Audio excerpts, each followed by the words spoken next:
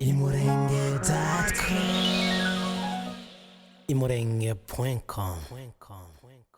Guverinoma y'u Burundi ikomeje kongera ingabo zayo mu gihugu ca Repubulika Iharanira Demokarasi ya Kongo mu ntara ya Kivu y'Amajyepfo, aha niho mu gace ka Luvungi kabarizwa muri teritware ya Uvira mu kibaya ca Rusizi. Kuri uyu wa kabiri minsi 25 y'ukwezi kwa kabiri umwaka wa 2025 hagaragaye ingabo nyinshi muri aka gace ka Luvungi kari mu kibaya ca Rusizi. Izi ngabo zikaba zaraje zizanwe n'amamodoka menshi y'igisirikare cy'u Burundi ubwo zagaragaraga muri aka karere. Amakuru dukesha abaturage bari muri aka gace ka Luvungi bakavuga ko izi ngabo z'u Burundi zaba zije kongera umubare w'izindi wari uhasanzwe kugira ngo zibashe kurwanya umutwe wa M23. Izi ngabo ngo zije kwifatikanya n'igisirikare ca Repubulika Iharanira Demokarasi ya Kongo kugira ngo zibashe guhangana n'uyu mutwe zivuga ko waba ubangamiye ubusugire bw'igihugu cy'u Burundi nubwo zitaragera muri iki gihugu. Amakuru dukesha abaturage bari mu kibaya ca Rusizi biravuga ko ingabo z'u Burundi zigaragara mu duce tutandukanye harimo nk'agace ka Luvungi ndetse no mu duce tuhegereye. Aha ngo ni nko mu gace ka Sange naho havugwa izi ngabo z'u Burundi zaba ziteguye ngo guhangana n'umutwe wa M23. Amakuru n'abatangwa n'abaturage bari muri aka gace aravuga ko imitwe yitwaje intwaro irimo abitwa Bazalendo ngo nayo ikoraniye muri aka gace ka Luvungi kugira ngo babashe gufatikanya n'ingabo z'u Burundi ndetse n'ingabo za FARDC guhangana n'uyu mutwe wa M23.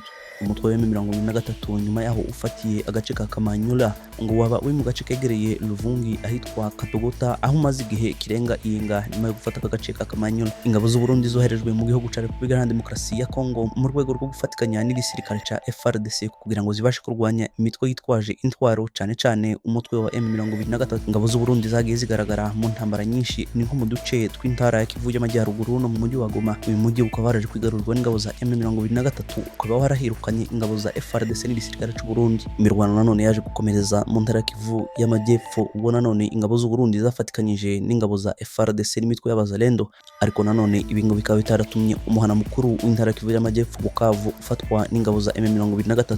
Nyuma nanone ingabo z'u Burundi zifatikanyije n'igisirikare ca FARDC n'iyo mitwe y'Abazalendo zabashije guhangana na M23 mu gace ka Nyangezi ndetse no mu gace ka Kamanyola, ariko nanone ngo bikaba byararangiye umutwe wa M23 wigaruye uduce.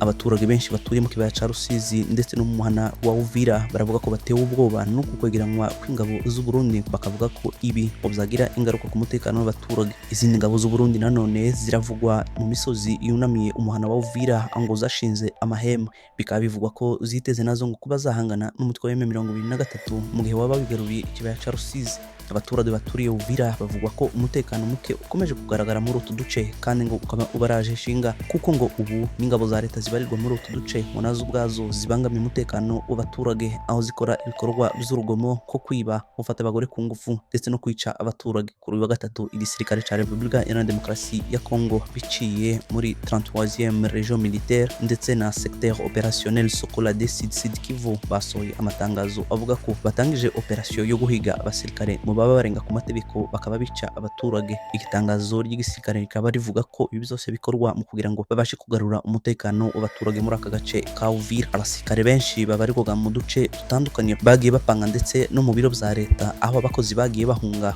Uyu munsi ngo bagiye bakurwa muri utu duce berekezwa mu duce tutarimo abaturage.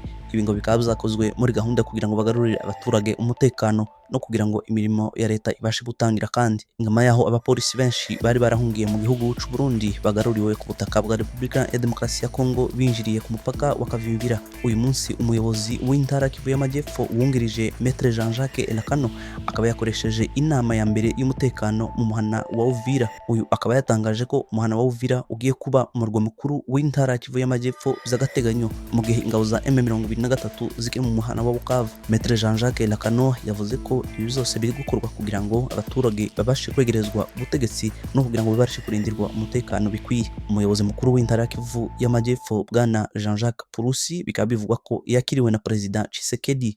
Uyu ngo akaba yamuhaye amabwiriza yo kugaruka mu ntara Kivu y'Amajyepfo ubutegetsi bwo ngo akabushinga mu muhana wa Uvira.